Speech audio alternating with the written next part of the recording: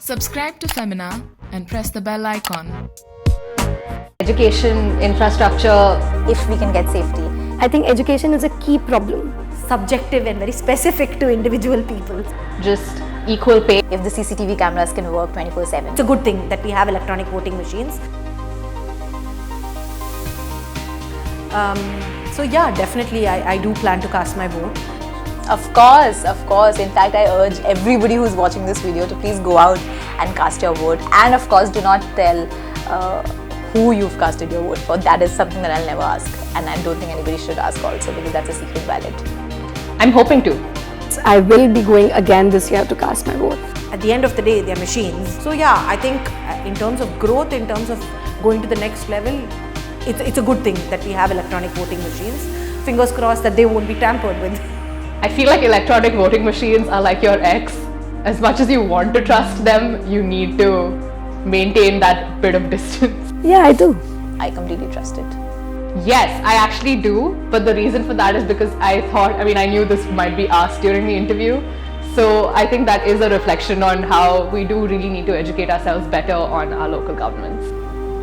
To be honest, I did not know my local MP.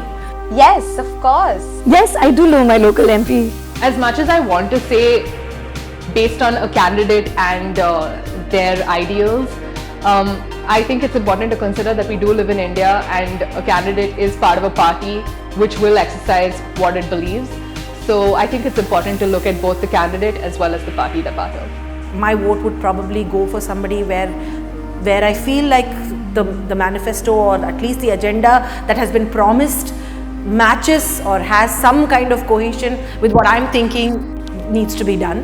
So that's probably where my vote would be cast. On the promises that my local MP makes, apart from the general big, dreams that all the candidates, the Prime Minister, Prime Ministerial candidates, so the local MP's promises are the key.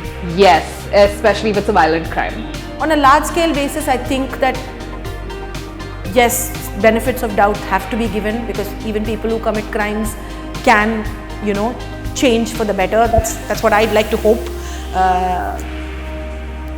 But it's something that's very, very subjective and very specific to individual people. So it's not a generic answer. I don't want somebody to be my MP who has had a criminal background. So I think. Of course it does. I would never want to vote for a criminal. All across the board, education, infrastructure, just equal pay, public safety. So I think if we can get safety, if the CCTV cameras can work 24/7, if the street lights are on all the time, if we can have stringent punishments and stringent laws for crimes, that is really important. Like I said, we are educated women who are sitting here and we don't need that discrimination.